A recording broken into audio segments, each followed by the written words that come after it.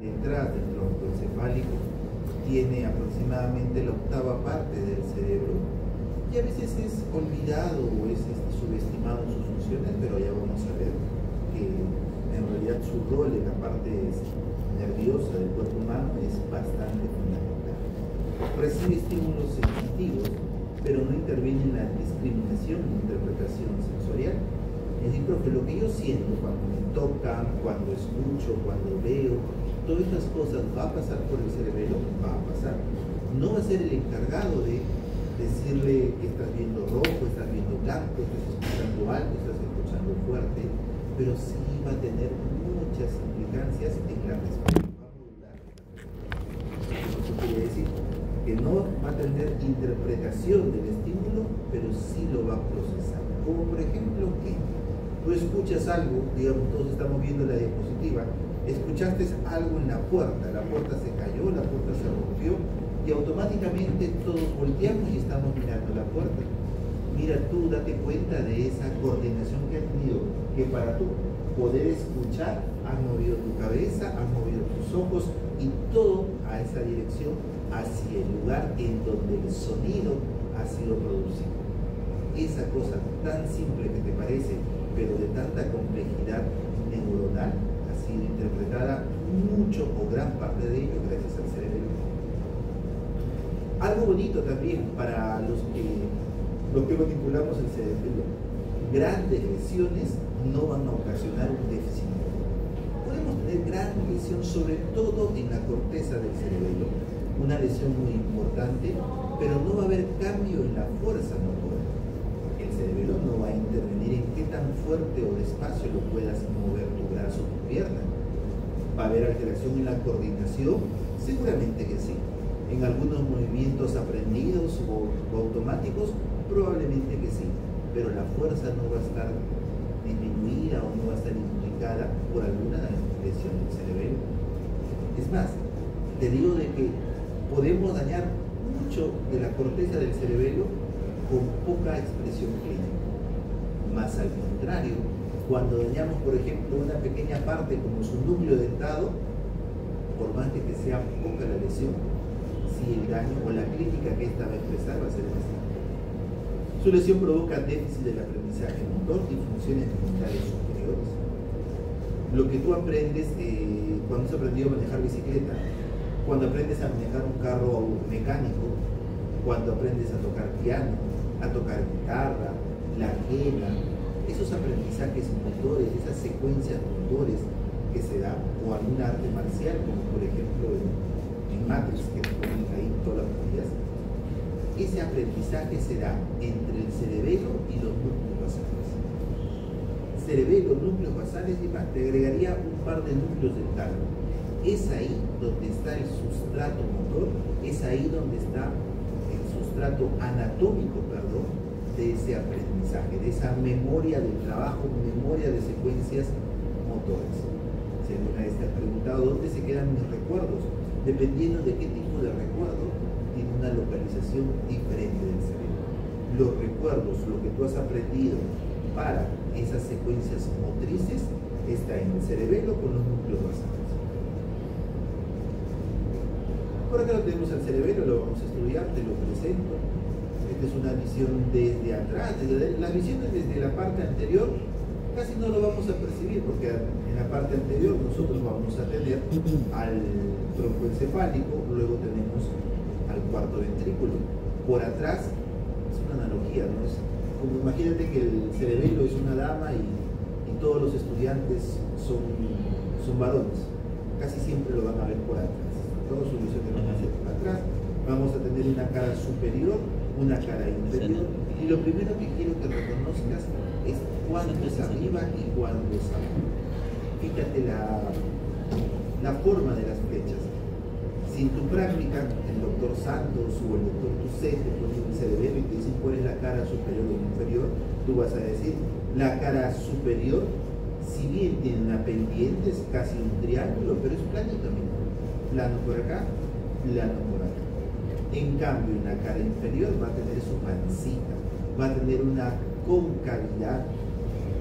La forma en la que se da es diferente a la parte superior. Acá hace mucho ejercicio, tiene su abdomen plano, acá no hace ejercicio, tiene pancita. Otra cosa con lo que tú te vas a ayudar bastante, en la cara superior, la diferencia entre la parte lateral, es decir, hemisferio, con la parte central, es decir, vermis, no está muy demarcada. ¿Quién podría decirme esta manito que está pasando hasta dónde es hemisferio y hasta dónde es vermis? Más o menos marcada por acá, mucho menos, no es muy delimitado. En cambio, en la parte inferior, esta disquisición entre la parte central vermis y la parte lateral hemisferio cerebeloso sí es bastante marcada y se nota muy bien. Cuando nosotros agarramos un bisturí y lo cortamos exactamente por la parte media, exactamente por donde sería el vermis o donde es el vermis, vamos a encontrar esta figurita, esta imagen que también es muy conocida en los libros. Se parece como si fuera la rama de un árbol o un árbol. Es por eso que también a algunos les gusta llamarle el árbol de la vida. Y este árbol va a tener sus ramas y esas ramas van a tener sus hojas. Para beneplácito de los profesores y para mala fortuna de los alumnos, cada una de esas hojitas va a tener su nombre, para que así podamos hacerte muchas preguntas y encontrar muchas posibilidades de poder ganar. Algo habíamos visto de esto en las clases anteriores. El cerebelo, que está acá con líneas punteadas, se comunica con el resto del encéfalo a través del tronco. Y esas comunicaciones van a ser a través de tres grandes puentes. Uno que viene desde el mesencéfalo, mira acá está mi tronco, la parte superior, una línea que pasa por debajo del tracto óptico. Por acá vamos a tener al pedúnculo cerebral. Ya saben, la parte más anterior, esto corresponde a la porción basilar.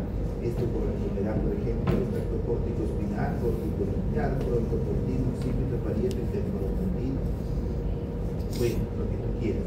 El mesencéfalo se comunica con el cerebelo a través del pedúnculo cerebeloso superior, de color acá azul. Y te decía también que el pedúnculo cerebeloso superior es el único que se va a decusar. La información que viene del pedúnculo cerebeloso izquierdo va a pasar a la derecha y el de la derecha va a pasar a la izquierda. Y se puede ver incluso en algunas muestras esta decusación. Se llama la decusación de los pedúnculos cerebelosos superiores. Sustancia blanca que va entre pedúnculo cerebeloso superior y pedúnculo cerebeloso superior corresponde al techo del cuarto ventrículo. Hablamos del velo medular superior. El más grande de todos estos pedúnculos está acá de color verde claro, y por favor solamente el verde claro.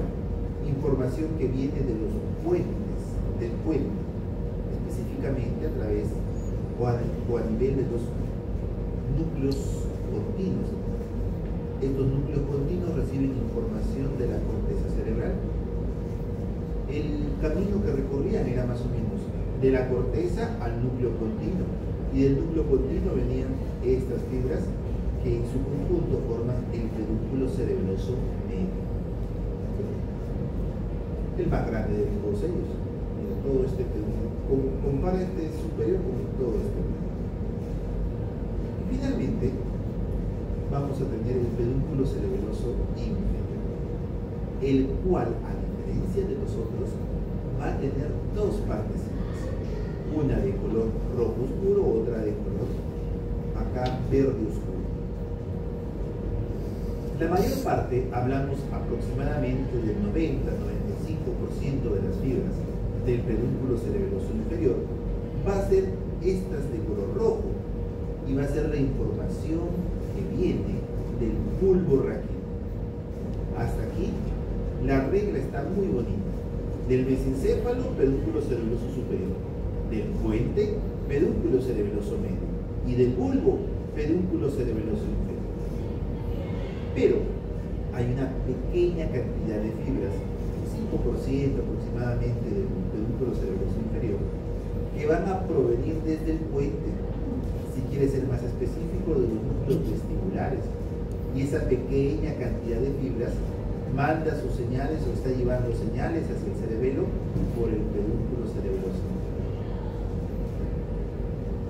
A esta parte roja, a la parte del pedúnculo cerebeloso inferior que trae fibras del bulbo raquídeo le llamamos cuerpo restiforme.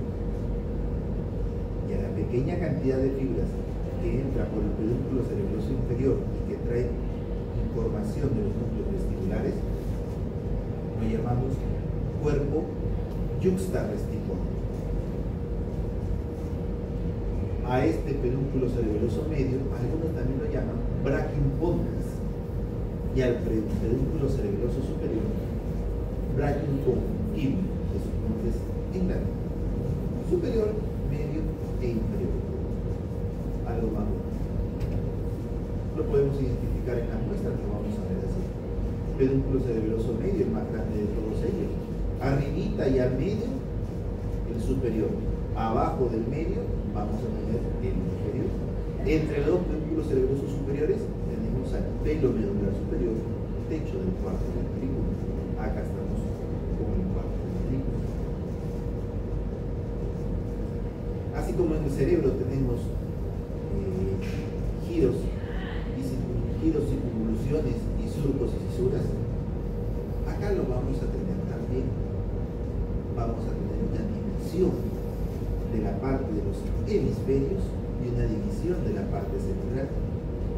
Acá no lo vamos a llamar giros, acá lo vamos a llamar folias, por ejemplo, y los surcos se quedan con surcos.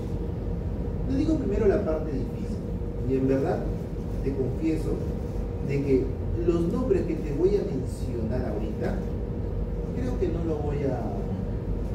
va a entrar en el examen, porque obvio que el objetivo es que comprendas y no es que aprendas memoria, pero a lo mejor sí, pues acaso estudia. Las partes, esa división que tenemos del vermis va a ser la de arriba, la língula.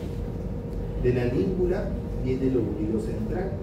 Del obulillo central viene el culmen, del culmen viene el declive, del declive viene el folio, luego el tuber, pirámide, úvula y ¿okay?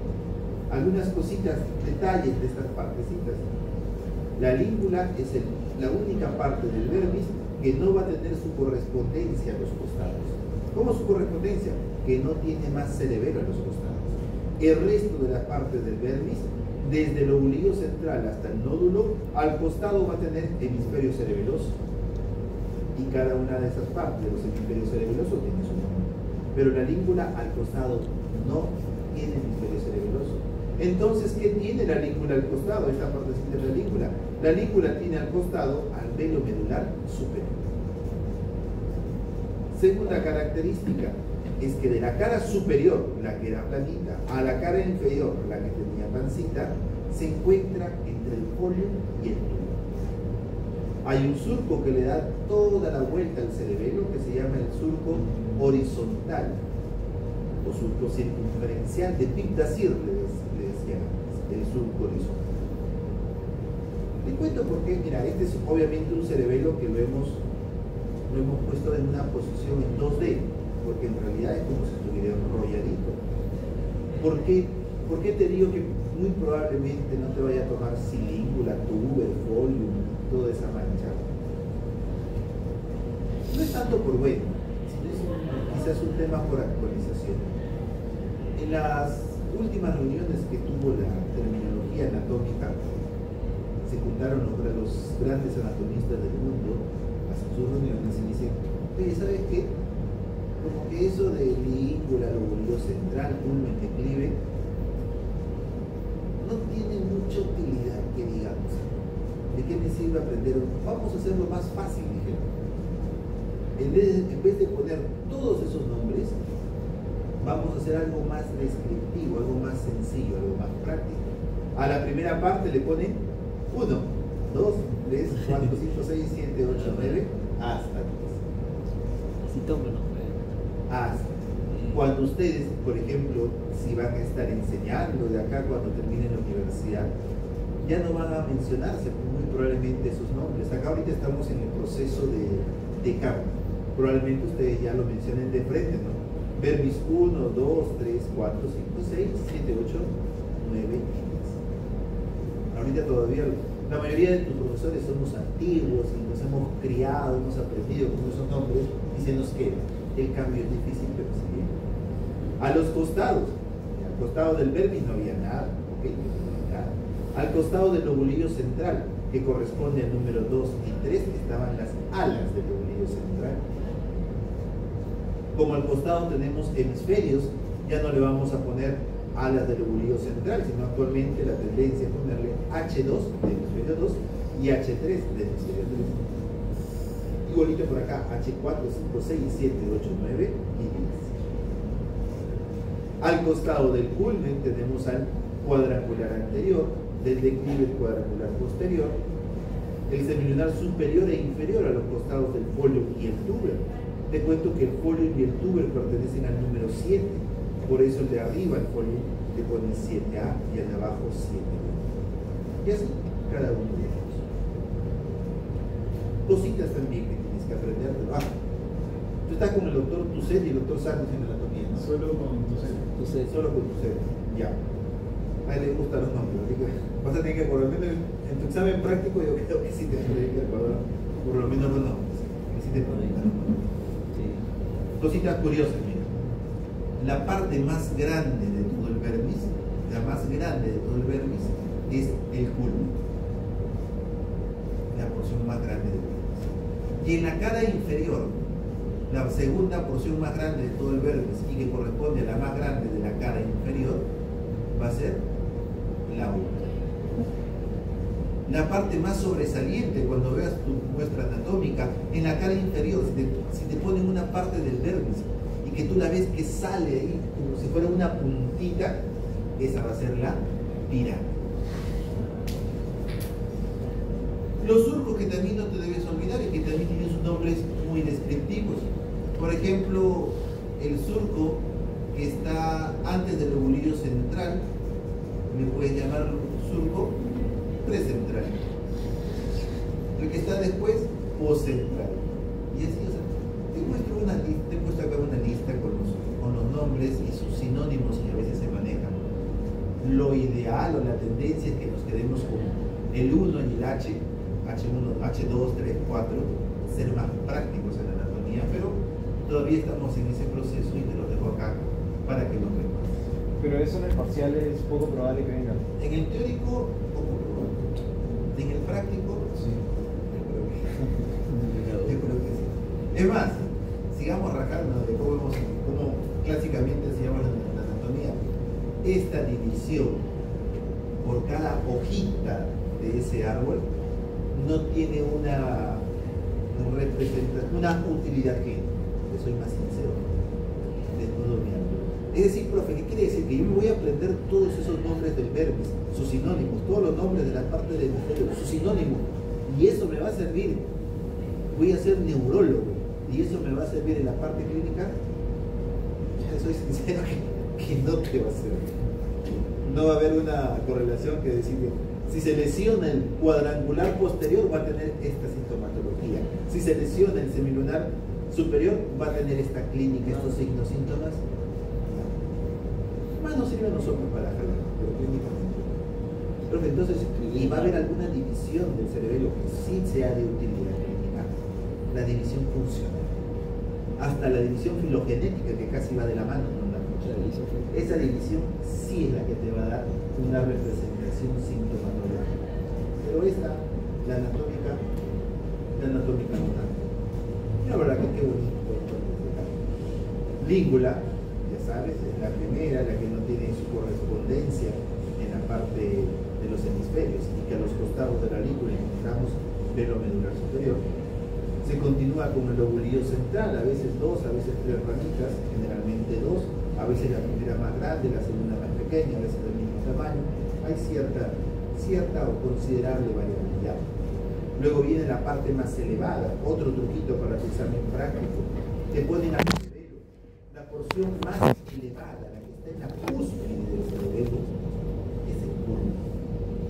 La porción más elevada del cerebelo es el culmen. Así te ponen al alfiler y tú lo ves que está en la parte más alta, sin ni siquiera verlo 2 veces en el culmen. Y fíjate también que es la porción más grande del cerebelo. Debajo de la cúspide, debajo del culmen viene el declive. Y abajo, una porción pequeñita, decían en forma de hoja, el folio. Entre el folium y el tuber, porque el folium es la cara superior, tuber cara inferior, está este surco que también lo van a identificar fácilmente, que es el surco o fisura horizontal. Cuando lo vean ustedes, creo que vamos a tener, sí vamos a tener una cara, es decir, una curiosidad de este surco horizontal, porque no es horizontal, al menos no cuando lo ves desde atrás. Luego viene el tuber, ya sabes, luego viene la pirámide, que es la parte donde encuentras una puntita. Tú ves que en la cara inferior sobresale esta puntita, es la pirámide. Pirámide, úvula y nódulo. Hay una separación también en el lóbulo primario del cerebelo, que es todo lo que está antes de la fisura primaria. Y esta fisura primaria es la que está debajo del culmen. Luego viene la fisura posterolateral, que está entre la úvula y el nódulo. Y a esto, todo lo que está entre esta fisura primaria y la fisura posterolateral le llaman el lóbulo posterior. Y la parte del nódulo con flóculo que está al costado, lo llamaba nódulo flóculo nodular. Una división también, nuevamente sin mucha utilidad, es lóbulo primario, delante de la fisura primaria. Lóbulo, anterior, antes de la fisura primaria. Posterior, debajo de la fisura primaria hasta el posterolateral. Y flóculo nodular, lo que me queda. Creo que es la que está en tu neto. La cara superior y a la parte del cerebelo. Pero profesor, una pregunta. ¿Usted qué recoge libro, o sea, qué clase de neuroanatomía podría recomendar?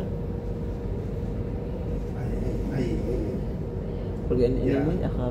Donde esté bien bonito. Porque creo que el Nether no tiene ese detalle de la división. En SOBOT he visto algo también, pero ¿sabes?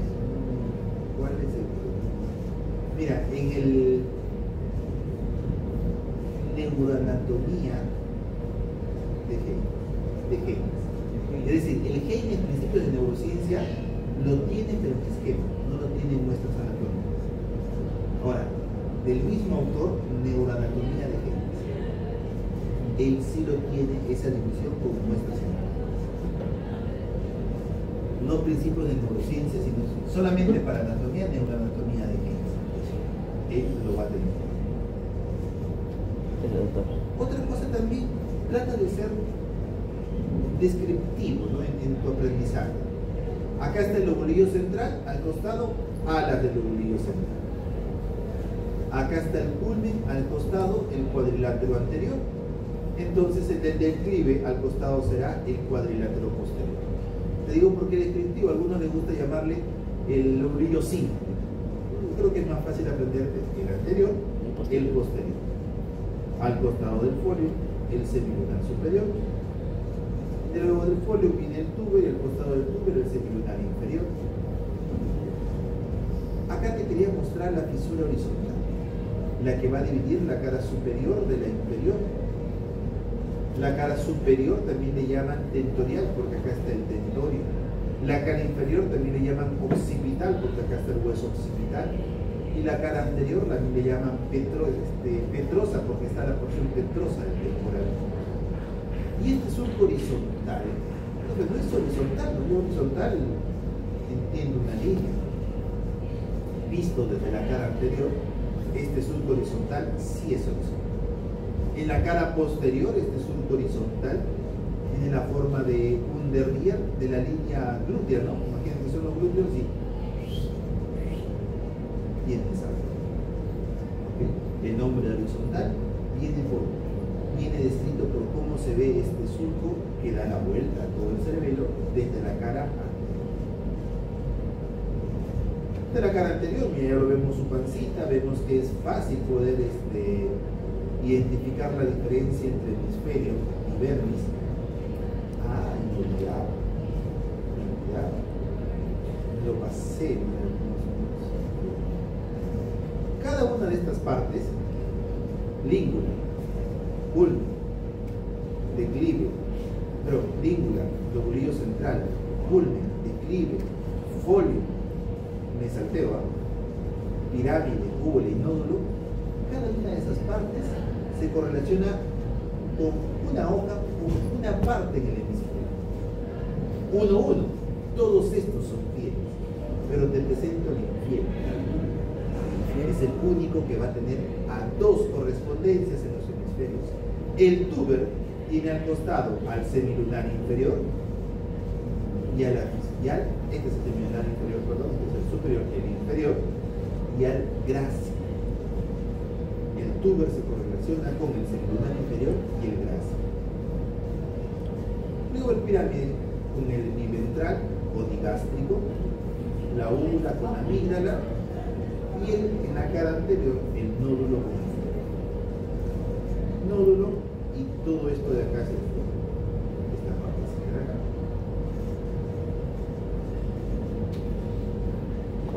Dentro de la sustancia blanca del cerebelo, que acá están toda esa corteza que nosotros hemos visto, luego viene debajo de la corteza sustancia blanca.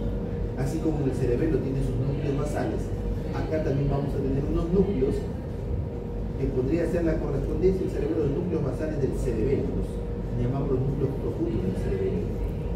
En tu examen práctico te podrían tomar solamente este, porque es el único que vamos a verlo a simple vista en la muestra que tenemos, que es como los dientes de una sierra, que es el núcleo dentado.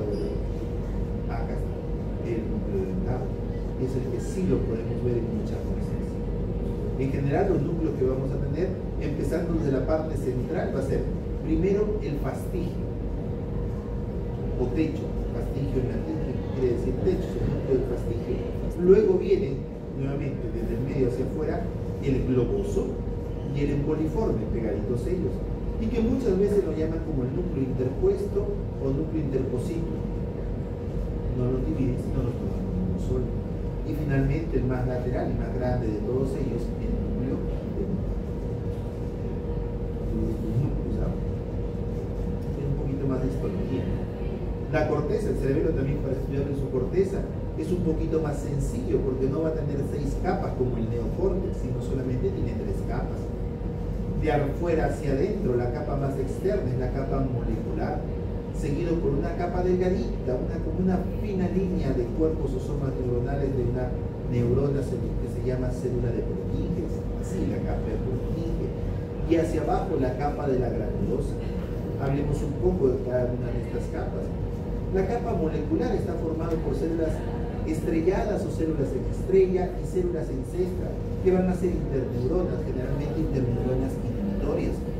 Otra gran porción de la capa molecular está formado por esta gran cantidad de dendritas de la célula de Purkinje.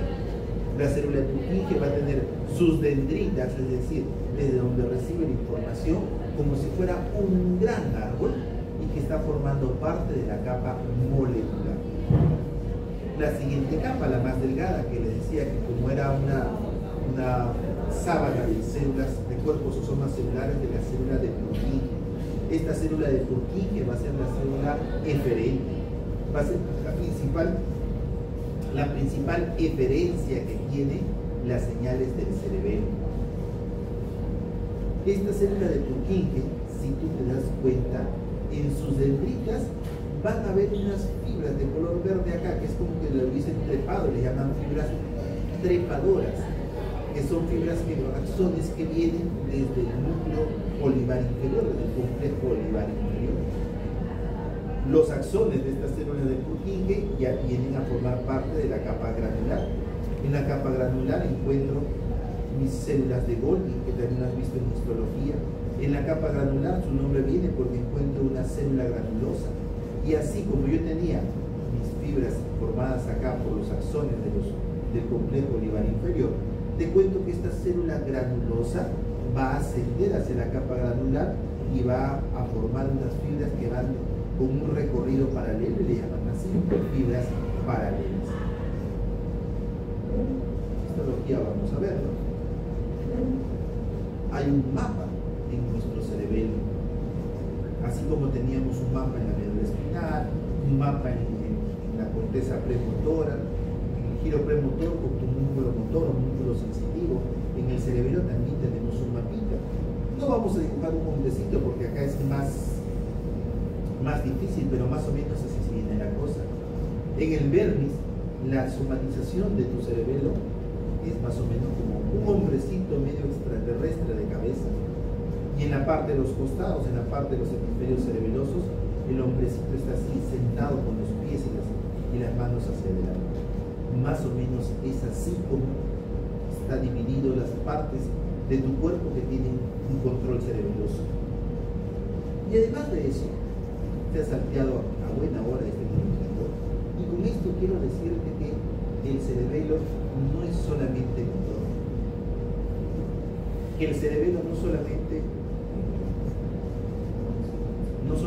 tiene funciones motoras de regular la motricidad, sino mira tú, tienes funciones sensorio-motoras, activación motora, somatosensitiva, tiene que ver con el lenguaje, la memoria del trabajo que ya te habíamos dicho, tiene que ver con la organización espacial, las funciones ejecutivas, incluso con las emociones.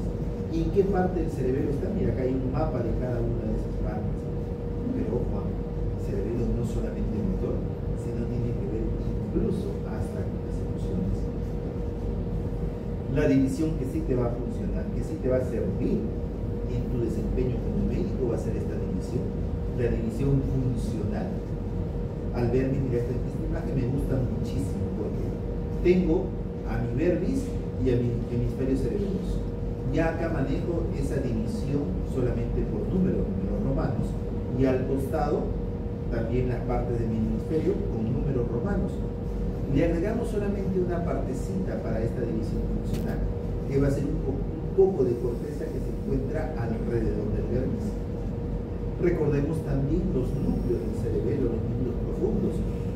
Te decía, de medial a lateral, el núcleo del fastigio o techo, luego viene el globoso y el emboliforme, conocidos como el interpuesto, y finalmente el más grande de todos ellos, como si fueran los dientes de una sierra, el núcleo dental. Me adelanto un poquito y te digo que la cara superior del verbis está irrigado por la arteria cerebelosa superior, como lo puedes ver en la figura, y la cara inferior del verbis, del cerebelo, y la cara inferior del cerebelo por dos arterias, la arteria cerebelosa posterior inferior y anterior inferior. Permíteme decirle a partir de ahora pica, aeca y suca. Podemos ver también con esta grafiquita que la suca va a dar irrigación a la cara superior y también a todos los núcleos del cerebelo, al fastigio, globoso, emboliforme y la parte superior del núcleo dental. Podemos ver también que la pica va a dar irrigación a la cara inferior y medial del cerebelo, y la aeca a la cara inferior y lateral del cerebelo, y que además la aeca va a dar irrigación a la parte inferior del núcleo dental. Ya con esto hemos hecho ya irrigación. Veamos la división funcional. Primero el vestíbulo cerebelo. El vestíbulo cerebelo es solamente la parte inferior, la que tiene que ver con el nódulo y el flóculo, es decir, lo que se conoce en un éter como lóbulo flóculo nodular. Además, cada división funcional de tener esta parte de corteza cerebelosa va a tener también dentro de su funcionamiento a uno de los núcleos. En la parte del vestíbulo cerebelo, el núcleo con el que va a trabajar va a ser el núcleo del fastigio.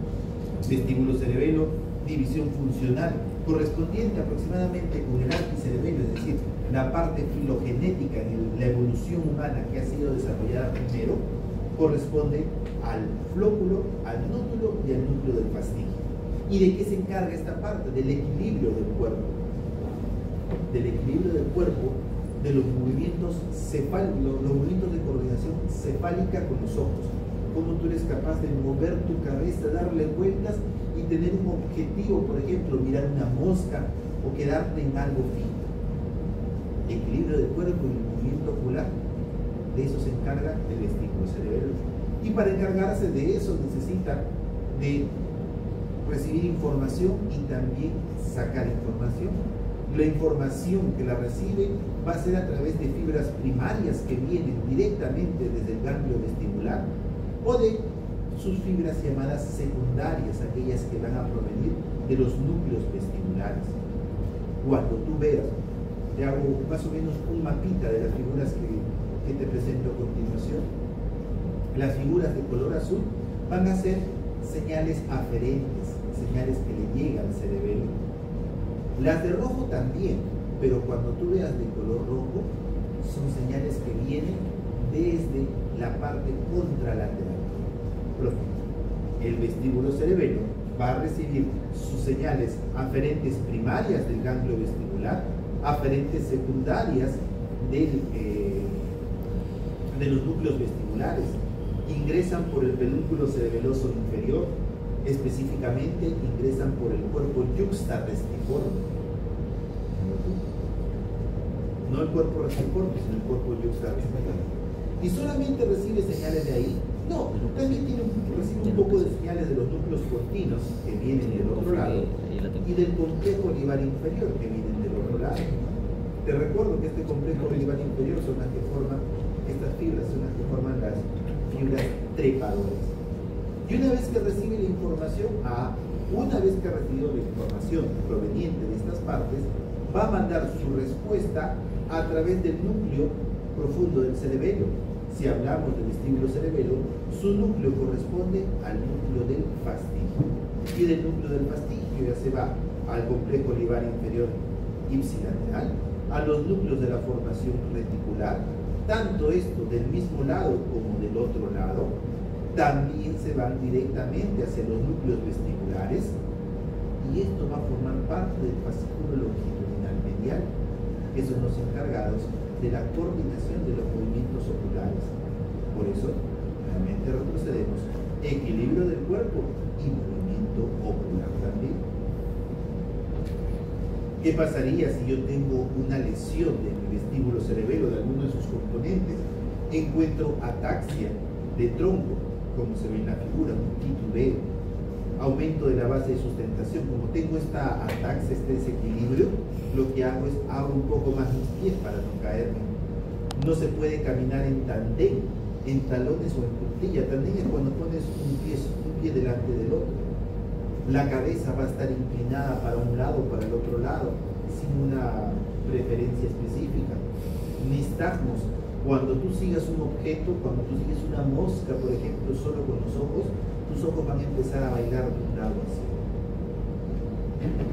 La siguiente división es el espinocerebelo. Acá con el espinocerebelo vamos a agarrar la porción central, es decir, el vermis, y esa nueva porción que le habíamos llamado paravermis, que estaba paralelo al vermis. Va a usar dos núcleos, el núcleo del fastigio y el núcleo del interposito o interpuesto, formados por el globoso y el embólico.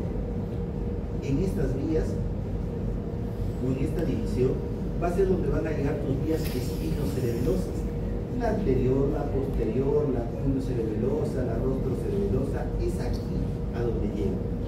Y esa parte se encargaba del tono muscular y los movimientos de tu cuerpo, tanto la parte axial como las extremidades. ¿Cómo funciona? Mira, aproximadamente espinocerebelo, recordamos que corresponde al paleocerebelo, a la siguiente parte filogenéticamente, a la siguiente parte en evolución que se formó o que se desarrolló de tu cerebelo. El espinocerebelo va a recibir, decíamos, información de los tractos espinocerebelosos. Y si recordarás tú, estos tractos espinocerebelosos provienen o ingresan al cerebelo a través del cuerpo restiforme, pedúnculo cerebeloso inferior. Va a venir del complejo olivar inferior, de los núcleos reticulares, va a venir de los núcleos vestibulares, de los núcleos continuos, y en la parte más superior, míralo tú, del tracto espinocerebeloso superior, el único que ingresaba por la parte superior. Y los otros del tracto espinocerebeloso posterior, rubro del junio cerebeloso, vienen a través del cuerpo restiforme. ¿A dónde van a llegar? Te cuento que si proviene la información del tronco, de la parte axial de tu cuerpo, va a llegar hacia el vermis, la corteza del vermis, y hacia el núcleo del fastigio. Pero si esa información proviene de las extremidades, va a venir a la corteza del paravermis y va a trabajar con el núcleo, o va a llegar también al núcleo del interpuesto, hablamos del globoso y el emboliforme. La respuesta, nuevamente, de la corteza del cerebelo se va a los núcleos del cerebelo. Casi toda la información que sale del cerebelo pasa previamente por sus núcleos profundos. Si es una respuesta de las extremidades al interpuesto, si es una respuesta hacia los núcleos de la parte axial del tronco, será el núcleo del fastigio, y de ahí se van a sus diferentes diales. Digamos, el espinocerebelo suele ser, cuando hay una lesión, suele ser más que una parte aislada de daño, suele estar dañada con las porciones más laterales del cerebelo, es decir, cuando está dañado la siguiente división funcional. Y su cuadro clínico va a estar dominado por si la lesión ha sido del hemisferio cerebeloso o si la lesión ha sido de la parte vestíbulo cerebelosa, de la parte flóculo-neural. Entonces, vamos con la siguiente porción, que es el portocerebelo o neocerebelo, porque es la parte más evolucionada, o cerebro-cerebelo, porque es la parte que está comunicada con el cerebro. Es la zona más lateral, de mayor extensión del cerebelo, y tiene que ver sus funciones con el núcleo dentado. Esta parte del cerebelo es encargada de planificar e iniciar los movimientos. Los planifica, digamos, un segundo antes de que tú hagas un movimiento. Es donde está funcionando este punto cerebelo. Tu corteza cerebral dice, mano, muévete. Ok, la mano se mueve. Pero antes de que inicie ese movimiento, el cerebelo le tiene que dar la señal, porque es el que le va a decir, para que se mueva la mano y agarre el mouse, por ejemplo, qué músculo mueve primero, cuál segundo, con qué fuerza, cuál inhibe, con qué tono. Esa secuencia, esa planificación del movimiento que lo da el cerebelo. Es por eso que también tiene como función los movimientos finos de las extremidades. Porque si no, tus movimientos serían muy torpes. Acá está el porqué de cerebro-cerebelo. Proviene de la corteza cerebral a los núcleos pontinos y de los núcleos pontinos a esta porción más lateral del hemisferio cerebeloso o al núcleo dentado. De ahí vienen sus aferencias, y las eferencias, ya sabes, que tienen que pasar generalmente todo, primero de la corteza al núcleo dentado, es decir, al núcleo profundo del cerebelo, y de ahí se reparte a las diferentes partes del cerebro. Su lesión, acá sí produce mucha clínica, va a haber una descomposición del movimiento, los movimientos que tú hacías como si fuera uno solo, como por ejemplo para desapocharte un botón del mandil, lo vas a ver fraccionado porque ya no lo va a poder hacer con facilidad. Va a haber una disminución de los reflejos miotáticos que hacías en práctica, no vas a poder calcular las distancias, es decir, tu orientación espacial en 3D va a estar afectada. Diadococinesia, que es la incapacidad de poder hacer movimientos complejos rápidos, como por ejemplo, tocas tus piernas, tocas tu pecho, tocas tus piernas, esas coreografías que hacen en los bailes, esos movimientos alternados y rápidos, ya no lo puedes hacer, no vas a poder hablar bien, vas a andar como borrachito. ¿Qué tiene que ver el cerebelo con el lenguaje? Porque para que tú digas una palabra, tiene que planificarse, ordenarse, orquestarse el movimiento de tus labios, paladar blando, paladar duro, tu lengua, los músculos de las cuerdas vocales, todo eso lo hace el cerebelo. Si no está alterado, tu habla va a ser alterada. Disartria, habla escandida, más conocido, o mejor identificarlo como el habla del monchi. Los movimientos oculares también se afectan, hipotonía, correflexia, que estaba por acá, ataxia en las extremidades, temblor e intención. En el Parkinson se caracteriza porque tiemblas. En el Parkinson tú tiemblas y cuando mueves, cesa el temblor. En la afectación cerebelosa, quieto, no hay temblor. Y cuando tú mueves tu extremidad, empieza el temblor. Ese se llama temblor de intención o temblor cinético, que lo diferencia del temblor estático que suele darse en Parkinson. Fenómeno de rebote, esto es Este es muy curioso. Tú a la persona, cuando le examina, ya veremos en el examen cerebroso, le dice, trata de poner tu brazo hacia el pecho. Ahí tú lo agarras, tú lo agarras. Una persona normal, llega un momento, tú lo sueltas, eres capaz de detenerlo. En la persona con afección cerebelosa no es capaz de hacer eso y se golpea. Ese es el fenómeno de... Y por eso hay la prueba que se hace con eso.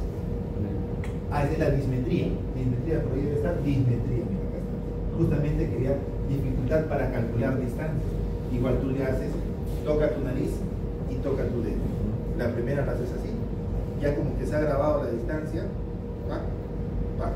Tú a la persona le cambias, ¿va? Te lo haces por acá, te lo haces por allá, o más frecuentemente, ya no tiene esa facilidad. Esa prueba del dedo nariz es la dismetría. Ahí está la capacidad, así se puede. Capacidad para, justo lo que decías, para calcular distancia. Esto de acá, esta es la disdiadococinesia. Movimiento, ¿qué hace esto, no? Creo que esas cositas que hacen, sobre todo las damas cuando juegan, esa capacidad de hacer movimientos rápidos y alternados se pierde. Eso se llama la disdiadococinesia. El resumen de las referencias, de dónde vienen, el resumen de las referencias, a qué parte del cerebelo viene, el resumen de las referencias y de qué parte del cerebelo van a salir, dentado, fastidio, funciones vegetativas, recibe referencia del solitario. En solitario tiene una parte cardiopulmonar, tiene una parte del gusto también, del motor dorsal del vago, recibe referencias del hipotálamo. Tiene que ver en las conductas motoras reflejas, reflejo vestíbulo ocular, que le decía de mover, reflejo del parpadeo, cuando te hacen algo, reflejo de retirada. Aunque pueda que el cerebelo no sea necesario para aprender movimientos voluntarios, quizás esto lo hace más los nasales, interviene en el proceso de adquisición para que ese aprendizaje se pueda dar. This was the last one.